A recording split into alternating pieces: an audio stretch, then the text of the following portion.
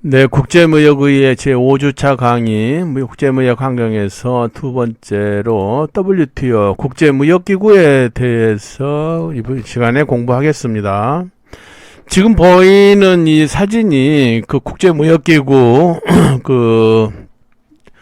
로 들어가는 정문이네요. 네, 이건 스위스 제네바의 그 레만 호수인가요? 이게 레만 호수변에 있는 그런 국제기구가 되겠습니다. 네.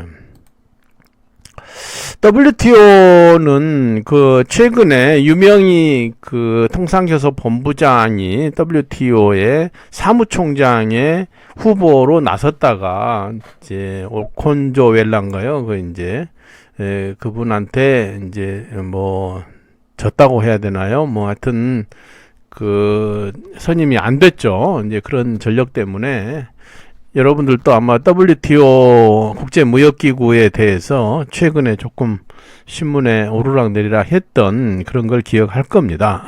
그런데 그 1995년도에 이제 그 가트에서 이제 WTO로 이렇게 이 국제무역기구가 이제 국제적인 무역기구가 이제 옮겨왔는데 그 당시에 1990년대 그 한참 그 앞에서 얘기했듯이 그 우루과이 라운드 UR이 이제 그 한참 협상을 하고 할 때는 정말 시끄러웠어요. 전 국민이 막 이게 뭐 UR이 도대체 뭐냐 막 이렇게 하면서 굉장히 시끄러웠고 하면서 또 이제 그 국제 세계 무역기구가 생기면서 막 어떻게 하고 뭘 뭐 시장 개방을 해야 되고 뭐 우리나라 세계화를 해야 되고 막 수많은 그런 얘기들이 나오면서 국민들도 굉장히 일반 국민들까지도 세계 무역기구라는 거에 대해서 관심이 있고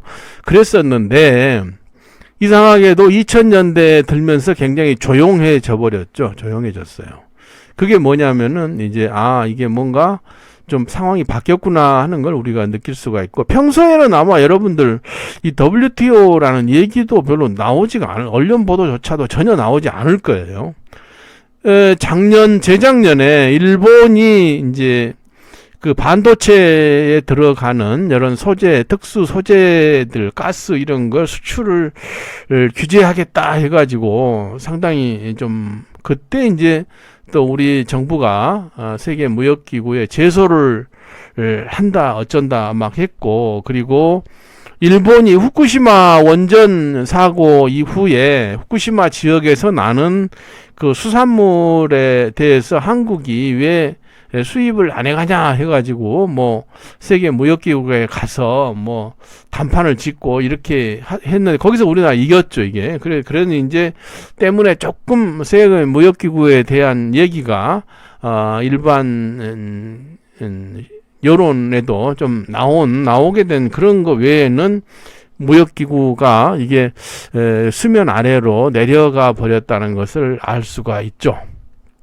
그래서 WTO가 설립되게 된 배경을 다시 한번 정리를 해보면 앞에서 봤다시피 이 가트의 한계점 그건 첫째는 강제 집행 능력이 없었다 이거죠. 왜냐하면 국제경제기구가 아니기 때문에 국가 간에 이렇게 합시다 하고 도장만 팡 찍었지 만약에 그걸 지키지 않으면 강제로 뭐 어떻게 한다든지 할 수가 없었다 이죠. 그래서 그런 이제 근본적인 문제가 있었고 두 번째는 WTO 가트의 우회 규정이라는 거 뭐 해색 조치 이런 말도 옛날에 많이 나왔어요. 이게 뭐냐면 가트에서는 자유무역을 해라 이렇게 하는데 자유무역을 이제 반하는 그런 것들이 많이 있었다 이거죠. 무슨 얘기냐면 뭐 예를 들어 이런 겁니다. 일본이 미국의 자동차를 이제 수출을 많이 하게 되니까 미국에서 이제 일본산 자동차 못 들어오게 막 이렇게 한단 말이에요. 그렇다고 해서 일본이 자동차를 아예 미국에 수출을 안 할 수가 없잖아요. 그러니까는 뭐 수출 자율 규제라 해가지고 어느 정도까지만 뭐 뭐 예를 들어서 뭐 100만 대까지만 미국에 수출하고 100만 대가 넘으면 수출을 안 하겠다든지 스스로 이제 안 한다 이거죠. 그게 수출 자율 규제예요. 그런 걸 통해서 이 가트의 규정을 이렇게 은근슬쩍 우회해 가지고 그걸 이제 피해 간다든지 그런 일들이 많이 심지어 남용할 수도 있었다.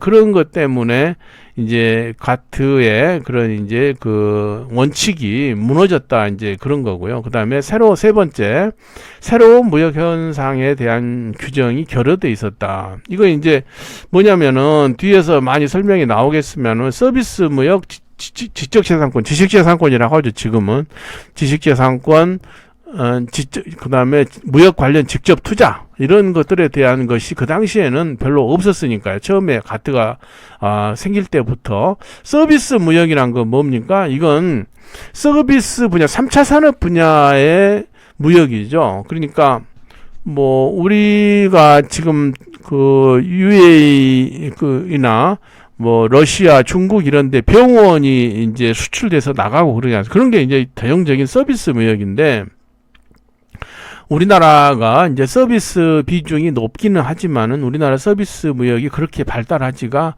않은 나라 중에 하나입니다. 지금은 이제 많이 이제 또 달라졌습니다. 뭐 예를 들어서 이런 거예요. 서비스 중에는 법률 서비스라는 게 있죠. 변호사가 변호사 시험에 합격하거나 사법시에 합격해서 또 뭐 변호사 시험에 합격해서 개업을 해서 거기서 활동을 해야 되는데 외국의 변호사가 미국 변호사가 한국에 와서 마구 해버리면 어떻게 되겠어요?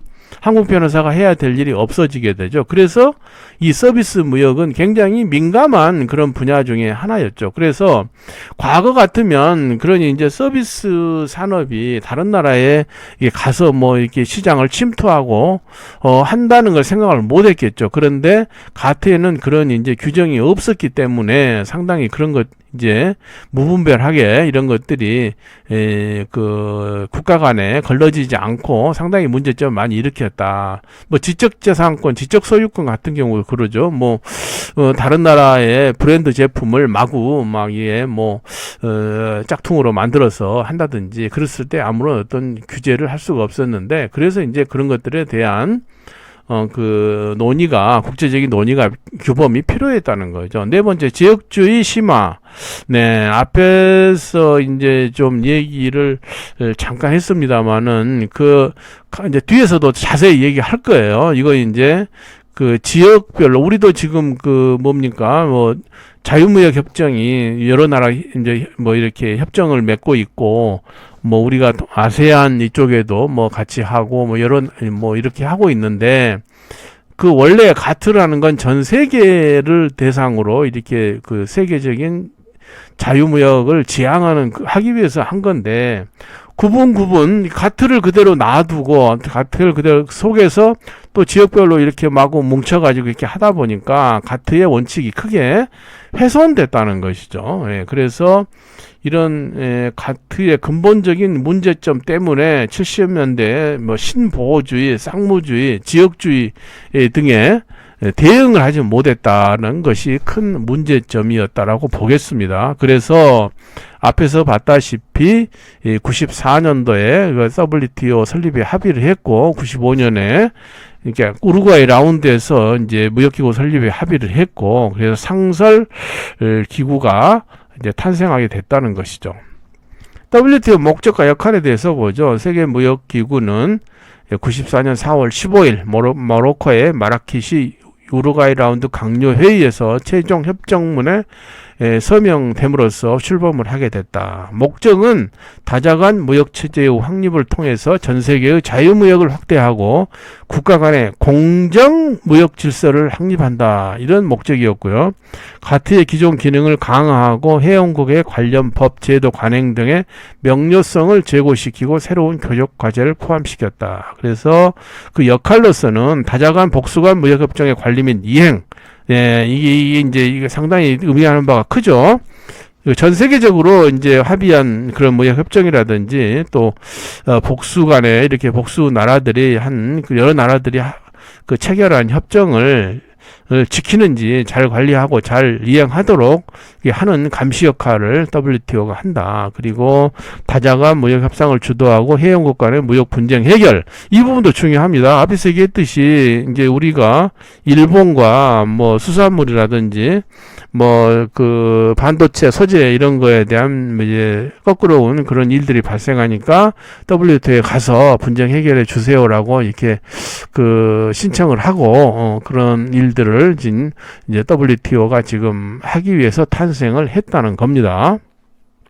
그런데 여기서 그 공정무역이라는 얘기 나오죠. 이제 우리나라의 또 지금 그 공정거래위원회라는 게 있죠. 공정거래위원회. 그래서 기업들이 서로 공정하게 경쟁을 해야 되는 그런 걸 이제 거기서 감시하고 이제 규제하는 그런 기관이 되겠습니다만은, 국가 간에도 마찬가지죠. 공정한 무역을 해야 될 거 아닙니까? 어느 나라가 이제 너무 막 보조금을 너무 많이 줘가지고 뭐 이렇게 다른 나라에 가서 덤핑으로 막 수출을 한다든지 그렇게 해서는 안 되는 거죠. 그런 걸 이제 감시를 하는 그런 기능들이 이제를 확립하기 위해서 이제 WTO가 창설이 됐다라는 것이죠.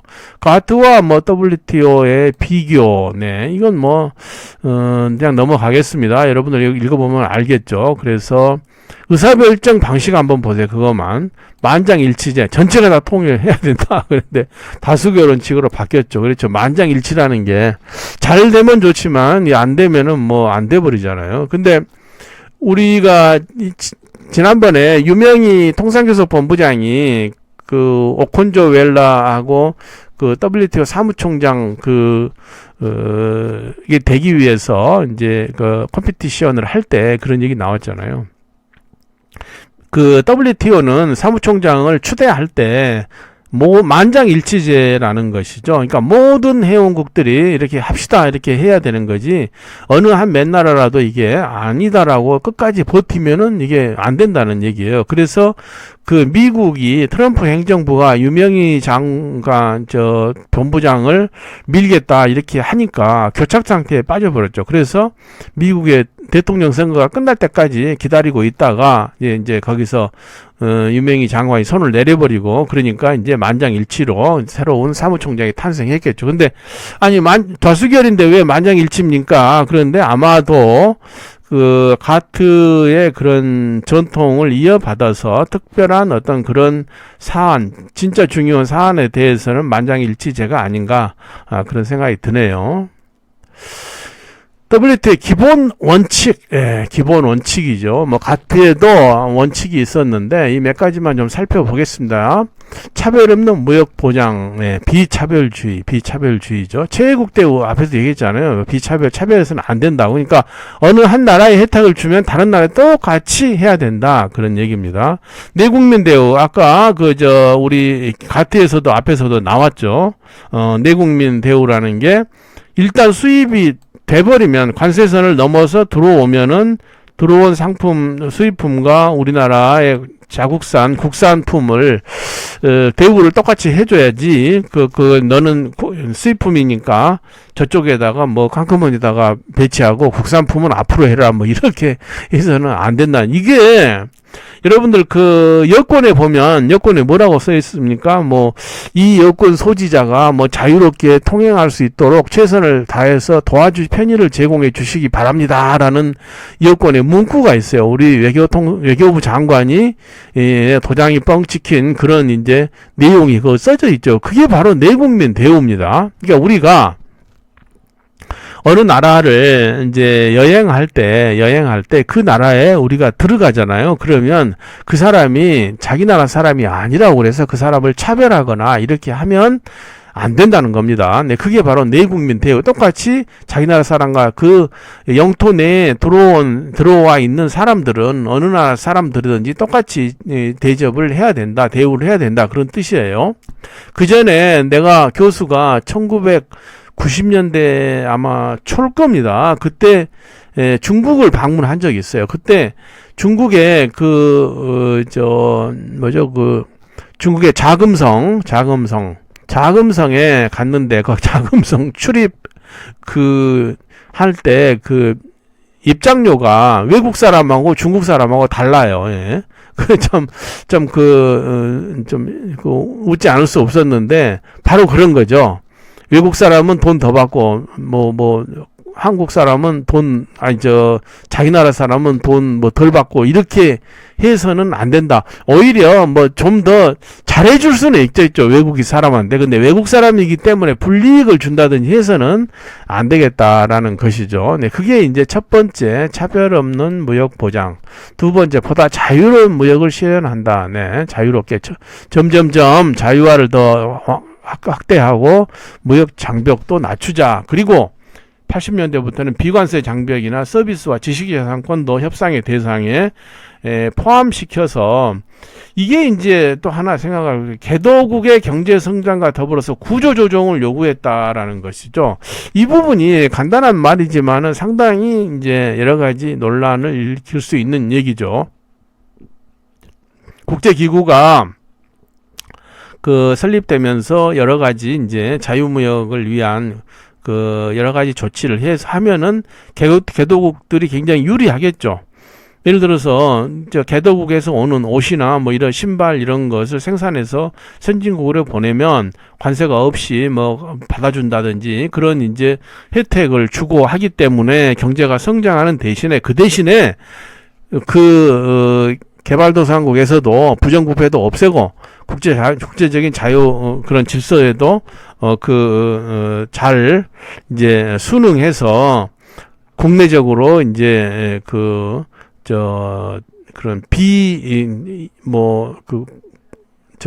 국제 기준에 맞지 않는 그런 걸 하지 마라. 그게 구조 조정입니다. 예를 들어서 이런 것도 있죠.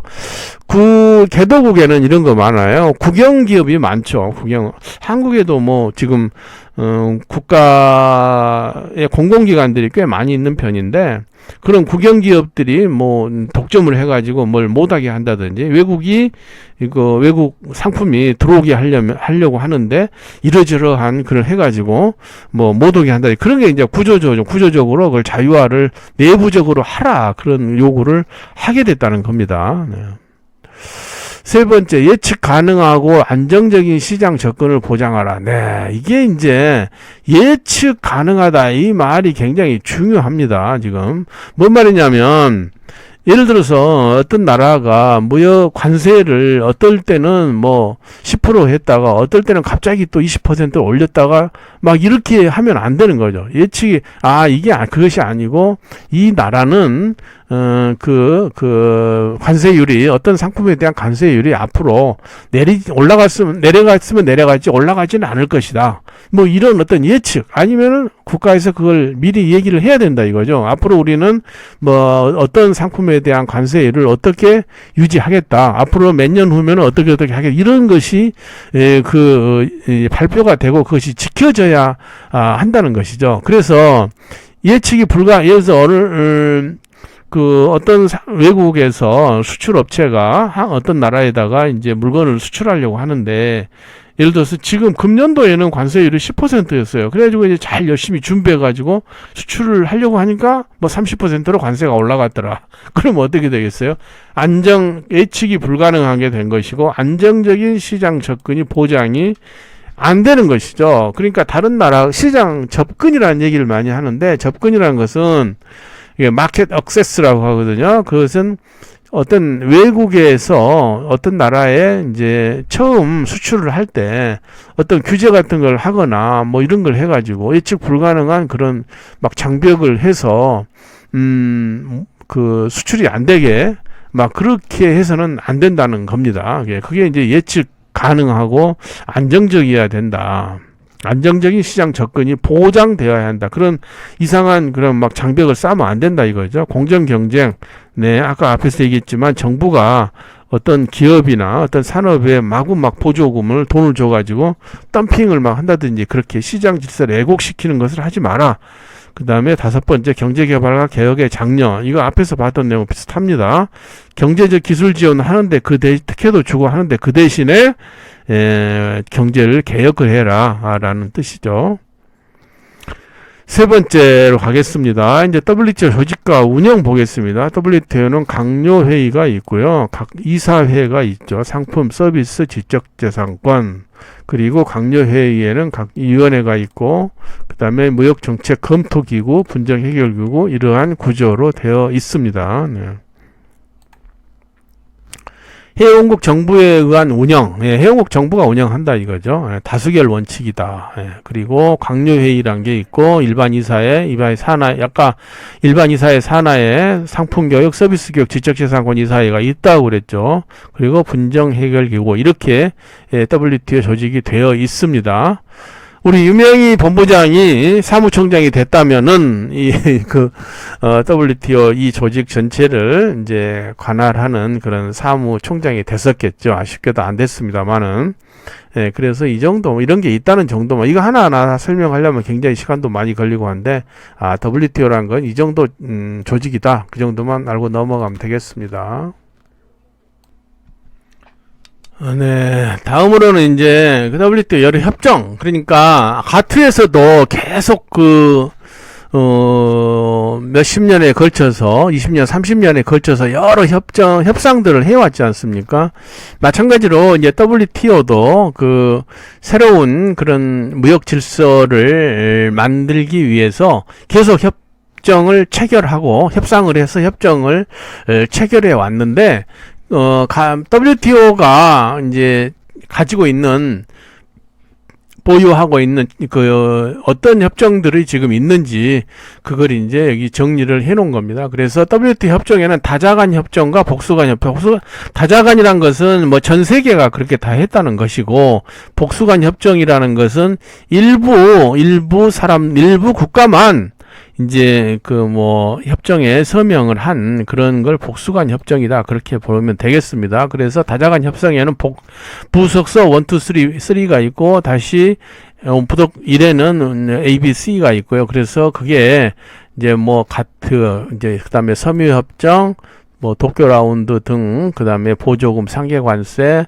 세이프가드, UR로 도입된 다자협정, 그 다음에 이제 부속서 B에는 서비스 협정, 가츠란 게 뭐냐면, 가트가 아니고, 가츠는, 이건 서비스, 아까 앞에서 얘기했잖아요. 서비스가 통신이나 의료, 교육, 등등, 이런 거에 대해서 그걸 자유화해보자. 그리고 심지어 사람들까지도 자유롭게 이동해보자라는 게 이 서비스 협정에 해당되는 얘기입니다. 그래서 서비스에 사람들 인력 이동에서 1, 2, 3, 4 이렇게 나오기도 해요. 그리고 지적재산권, 분쟁 해결 양해, 부속 무역 정책 검토, 이런 것들이 부속서로서 채택이 돼서 WTO 협정을 구성하고 있다, 이렇게 보면 되겠고요.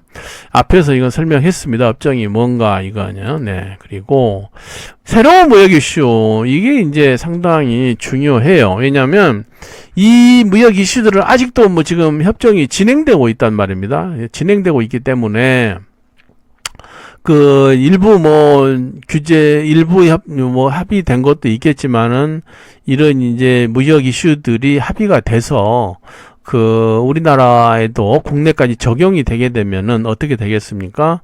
모든 국내, 우리 대한민국 기업에도 직접적으로 영향을 주게 되죠. 네. 그래서 이제 협정들이 계속 지속되고 있는 그런 가운데서도 우리가 상당히 어려움을 많이 겪기도 하고 그래요. 기업들이 이제 국제 무역 이슈에 의해서 어떤 규제를 받게 되면은, 그 중에서 하나가 이게 환경 라운드가 뒤에서도 좀 설명하겠습니다만은, 이제 지구온난화 이런 것을 방지하기 위해서 오존층을 파괴하는 이산화탄소라든지 폐기물 이런 것들에 대해서 좀 강력하게 하자, 이런 거에 바로 어떻게 할 거냐 하는 것들이 이제 환경 라운드가 그린 라운드죠. 노동 라운드, 무역 환경과 노동이나 근로 조건을 국제무역과 연계시키는 것이다. 이게 이런 거 있습니다. 여러분들 청소년 노동에 대해서, 그러니까 소년 노동 같은 경우를 해서는 안 된다라는 그런 이제 국제적인 그런 규범이 있어요. 예를 들어서 이런 겁니다.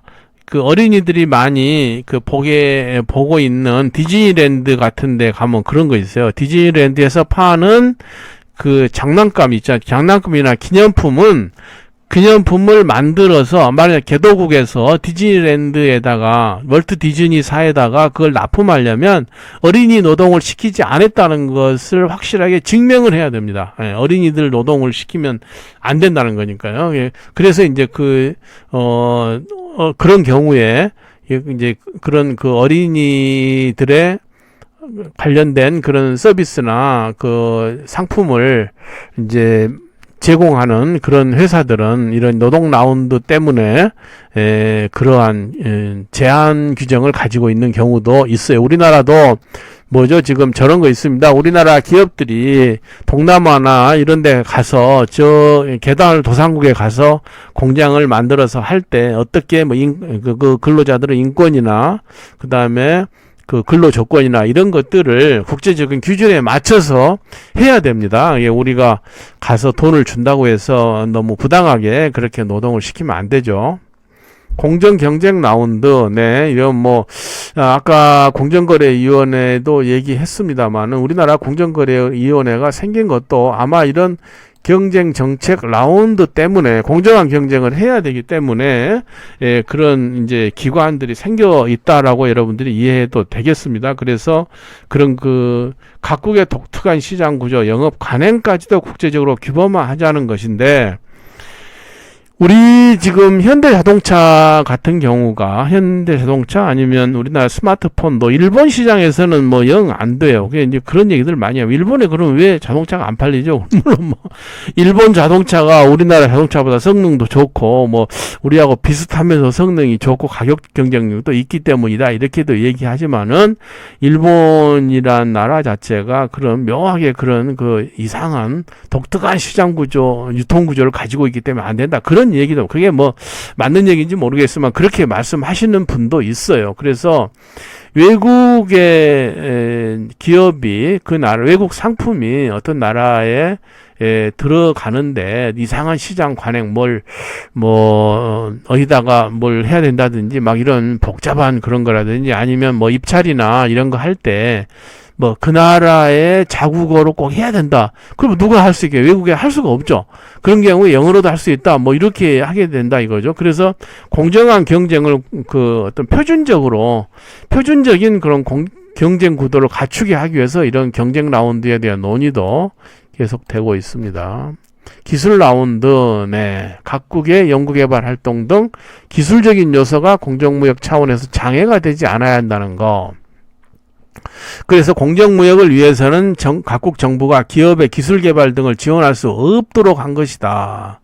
이제 연구개발을 할 때 우리도 지금 아직도 중소기업 지원하기 위해서 이제 기술 개발 같은 게 좀 지원을 많이 하기는 있는데 그런 것도 어떤 그 정부에서 기업을 지원하게 되면은 이제 간섭을, 왜냐하면 기술을 개발하기 위해서, 연구개발하기 위해서 아무런 지원을 받지 않고 기업이 자체적으로 하는, 나라도 있고, 아니면 정부 지원을 받아서 기술 개발을 할 수도 있고, 이렇게 하는데 상당히 이런 것도 좀 난해한 문제죠. 왜냐하면 이미 기술이 많이 앞서 있는 나라들은 자기들이야 경쟁 우위가 있으니까 국제적으로도 굳이 정부 지원을 받지 않고도 계속 R&D를 할 수 있는 반면에 그렇지 않은 나라들은 전혀 정부 지원이 없이 기업이 자체적으로 연구개발을 해서 할 수 있는 것은 굉장히 힘들죠. 너무 특히 고난도 기술일수록 그렇죠. 이런 것도 굉장히 논란은 있을 겁니다. 방향은 비슷한데 선진국의 논리라고 볼 수도 있겠죠. 투자 라운드, 네. 투자를 하는데 투자를 걸림돌이 되게 이렇게 해서는 안 된다는, 자유로운 어떤 기업의 활동을 보장하기 위해서는 이제 그런 투자를 규제한다든지 하는 것들은 해서는 안 된다라는 게, 자유롭게 주식이나 돈이나 부동산 이런 것들이 좀 국제 간에 유통되도록 해보자라는 게 투자 라운드고요. 도하개발 아젠다, 네. 이거 한참 2000년대 초에 한참 얘기가 나오다 요즘은 쑥 들어가 DDA라고 한참 얘기를 했었어요.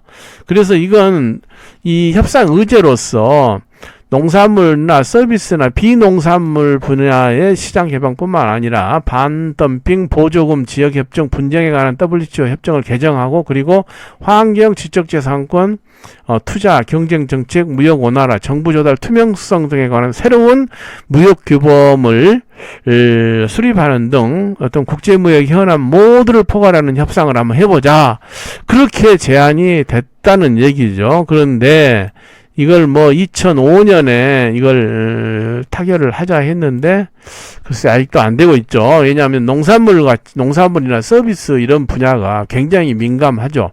예를 들어서 교육을 뭐 자유화합시다라고 한번 해봐. 그러면 뭐 영어 하는 나라 사람들이 마구 우리나라에 들어와서 막 다 뭐 영어 학원 하고 하면 되겠어요? 그거 안 되죠. 그러니까 그런 문제 때문에 이런 협상이 그렇게 금방 완전히 완료되기 어렵다라고 보겠습니다. 이 참고자료라고 WTO 협정 내용이라고 했는데요. 여기 지금 앞에 WTO의 협정에 표로 지금 그림으로 봤지 않습니까? 그런데 이 지금 협정 내용은 참고자료라고 교수가 해놓은 이유가 우리 교재에 이 2판에서는 이게 있었어요. 근데 지금은 워낙에 좀 전문적이고 해서 그런지 이제 이번에는 빠졌습니다. 그런데 교수가 이건 참고로 여러분들 그냥 넣어놨어요. 그래서 이건 참고로 여러분들이 페이지는 많은데 여러분들이 그냥 한번 참고로 보면 되겠습니다.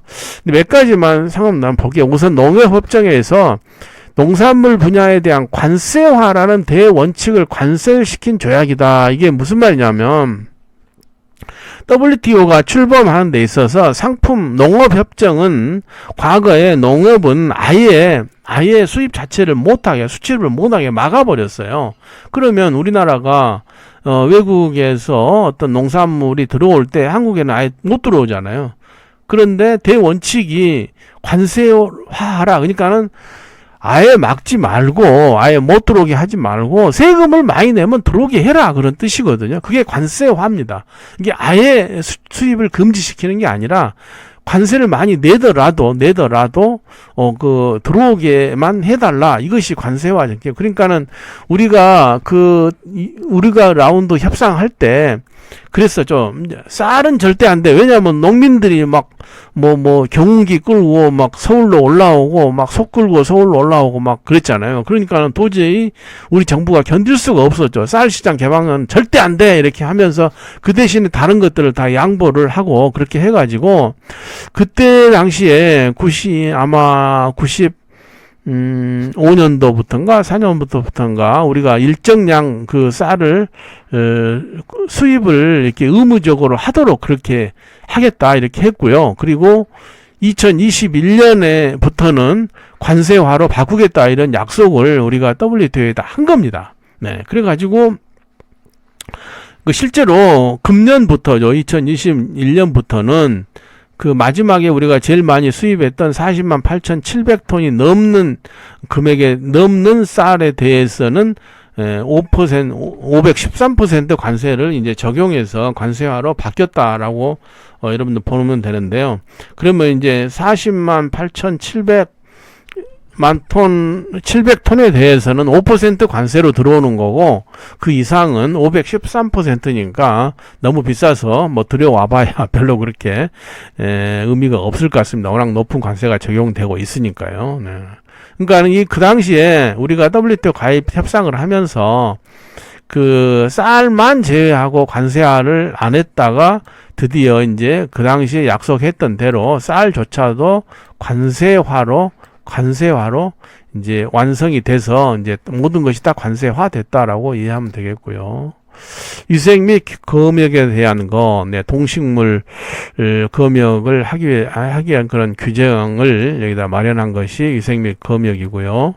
그 다음에 섬유 의료에 대한 협정. 앞에서도 얘기했지만 섬유 의료가 굉장히 민감한 그런 상품이었어요. 왜냐하면 그 선진국들은 이제 이미 그 당시에 뭐 60년대, 70년대에도 그 값싼 노동력으로 이렇게 옷을 만들 수가 없죠. 그러니까는 우리 대한민국도 그 당시 마찬가지였지만 값싼 그 노동력을 이용해서 옷을 만들어서 마구 막 선진국에다가 하면은 선진국 시장이 흔들리죠. 그래서 쿼타를 정해 놓은 거예요. 이게 쿼타. 그래서 섬유와 의류에 대해서는 이제 얼마까지만 수출할 수 있다 이렇게 했던 건데, 그게 이제 그런 쿼타가 이제 점차 없어지게 됐다라는 것이죠. 그 이유, 그래서 옛날에는 쿼타가 얼마냐 막 했는데 요즘은 뭐 쿼타에 대한 이야기 없습니다, 지금은.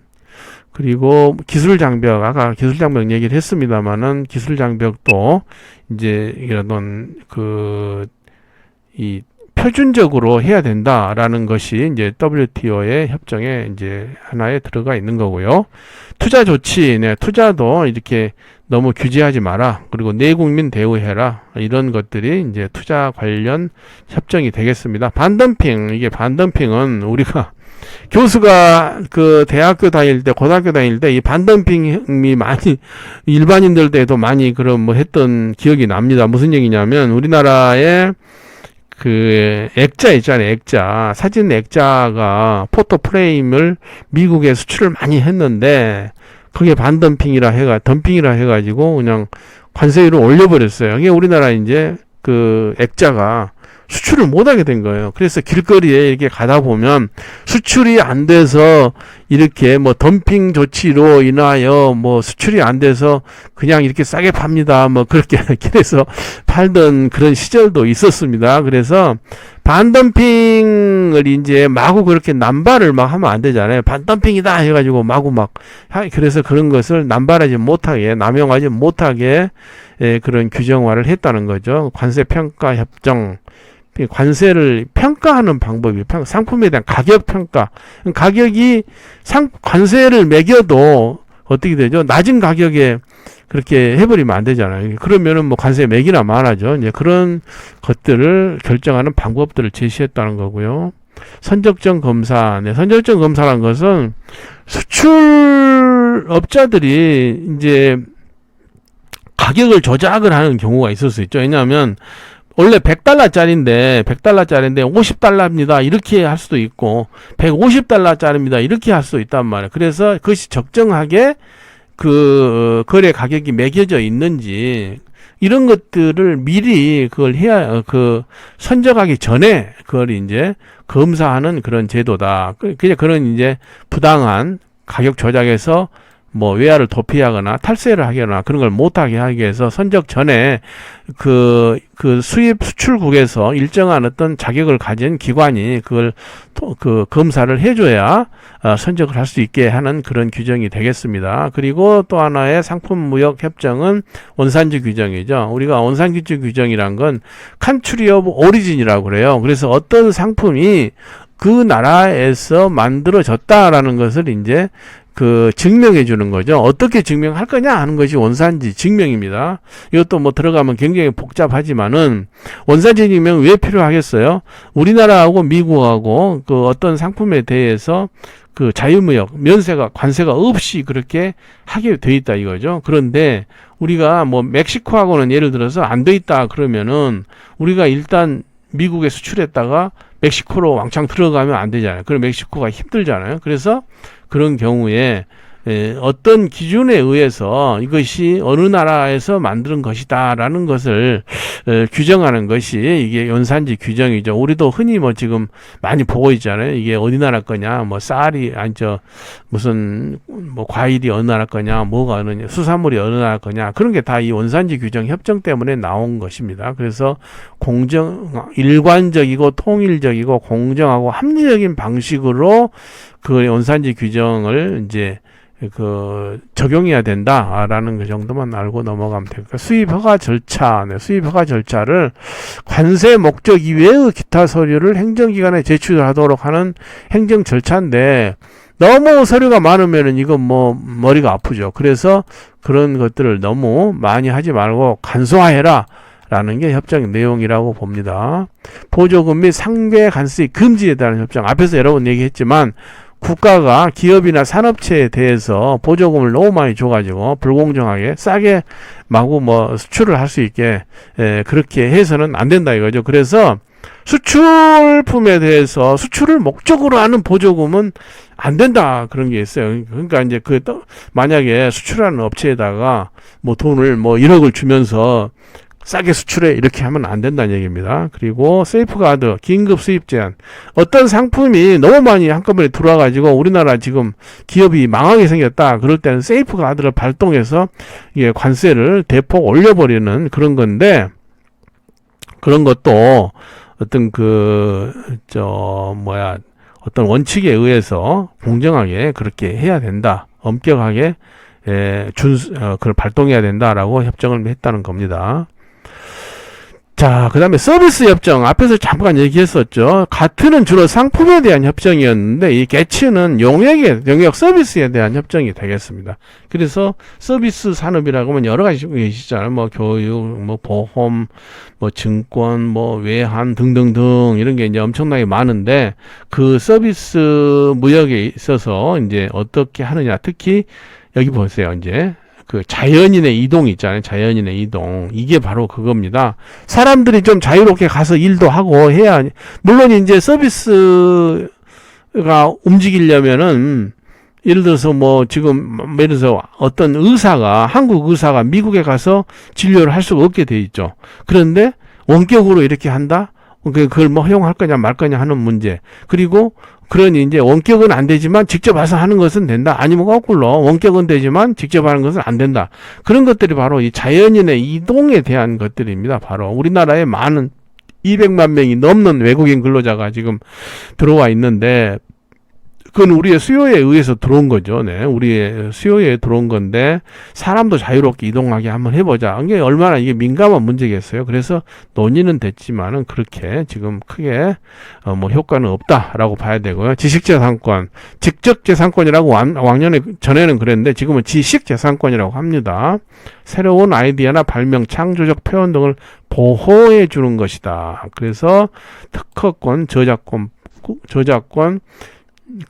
상표권 이런 것들을 보호해주는 그런 무형의 재산에 관한 협정이 되겠습니다. 그래서 지금 질문 과제 해설할 때도 얘기를 했었는데요.